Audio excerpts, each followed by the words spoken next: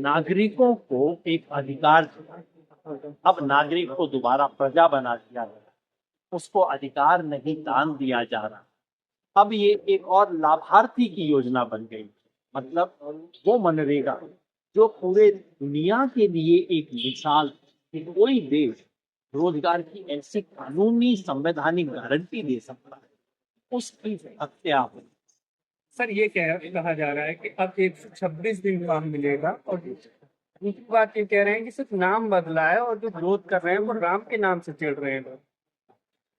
आपने देखा होगा इस पूरी प्रेस कॉन्फ्रेंस में किसी ने नाम का मुद्दा नहीं उठाया, और आप मेरे से पूछें तो मैं आपके सामने कह रहा हूँ बहुत अच्छा हुआ जो महात्मा गांधी का नाम हटा लिया गया, क्योंकि जब उसकी आत्मा की हत्या कर दी गई, जब उसके शरीर को खत्म कर दिया है, तो उसके ऊपर गांधी की पर्ची चिपकाना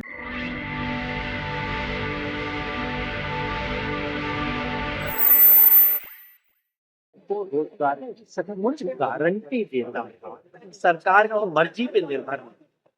इस नए कानून सरकार की मर्जी है कि वो जब गारंटी देना चाहे देगी, जब नहीं देगी। अगर इसका मतलब है कि दूसरा, इस बिल में ये लोग तय नहीं करेंगे कि वो मांग सकते हैं, केंद्र सरकार तय करेगी किस राज्य में, राज्य के किस इलाके में कितने दिन तक दिया जाएगा। केंद्र सरकार बजट की सीमा तय करेगी राज्यों के लिए।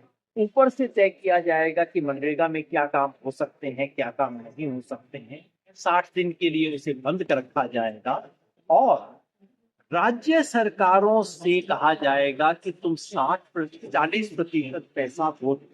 अब आप देखिए, मनरेगा की जरूरत होती है गरीबों, जो इस देश के गरीब राज्यों में, गरीब राज्यों के पास, वो गरीब इसलिए क्योंकि उनके पास पैसा नहीं है।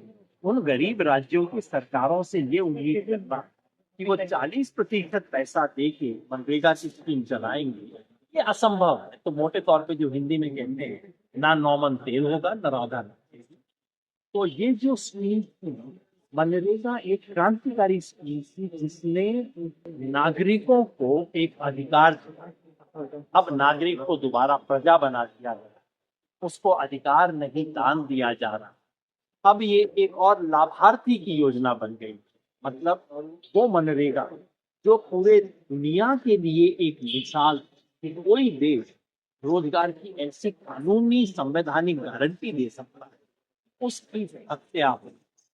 सर ये कहा जा रहा है कि अब 126 दिन काम मिलेगा और दूसरी बात ये कह रहे हैं कि सिर्फ नाम बदला है और जो विरोध कर रहे हैं वो राम के नाम से चिढ़ रहे हैं लोग।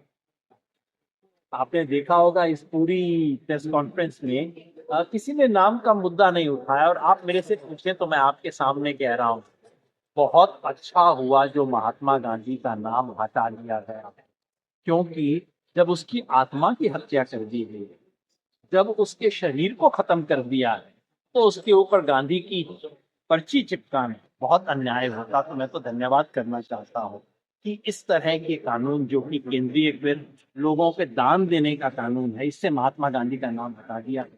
मैं कृतज्ञ हूँ इस बात के लिए। कम से कम पाखंड तो खत्म हुआ सरकार की तरफ से।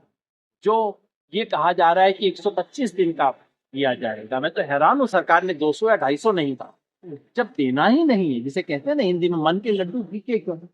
जब देना ही नहीं है तो 125 क्यों, 150 बोलिए, 200 बोलिए, 250 बोलिए। हकीकत ये है कि आज इस देश में औसतन मनरेगा के वर्कर को 45 दिन का काम मिला, 100 की कानूनी सीमा, व्यवहार में 45 मिलता। और ये जो कानून है, इसके बाद ये 45 घर के 25-30 भी बचेगा, मुझे इस पे यकीन नहीं। कहने के लिए आप छत जो है जितनी ऊपर कर दी, 150, 200, 250 कुछ भी बोल दीजिए, हकीकत ये है कि आज मनरेगा में जो 5 करोड़ लोगों लगभग 400 करोड़ दिहाड़ी मिलती है, वो लगभग आधी हो जाएगी, उससे भी कम होने का डर है। और होगी वहां जहां सरकार का मन होगा, जहां सरकार को इलेक्शन और वोट दिखाई देंगे। अब ये लाभार्थी और वोट बनाने की स्कीम होगी। लेकिन योगेंद्र जी, सरकार के घटक दल भी इससे नाराज दिखाई दे रहे हैं। टीडीपी के ताल्लुक से खबर आ रही है, और भी घटक दलों से आप लोग क्या बात करेंगे, इसका फायदा उठाएंगे? फायदा उठाने की बात नहीं है, तो साधारण सी बात है, क्योंकि ये संघीय ढांचे पर प्रहार करता है। मनरेगा स्कीम वो थी जिसमें जिम्मेवारी केंद्र सरकार ने दी और लागू राज्य सरकार करती, पैसा केंद्र सरकार देती 90%। अब उसमें कहा गया कि जब तक 40% राज्य नहीं देंगे तब तक हम नहीं करेंगे, और किस राज्य को कितने समय तक मनरेगा स्कीम चलाने की अनुमति होगी ये केंद्र सरकार निर्णय करेगी। चाहे इसके संघीय भावना तो बिल्कुल इसकी खत्म हो गई है, तो मुझे हैरानी नहीं है कि BBC ने इसके बारे में संतोष व्यक्त किया है।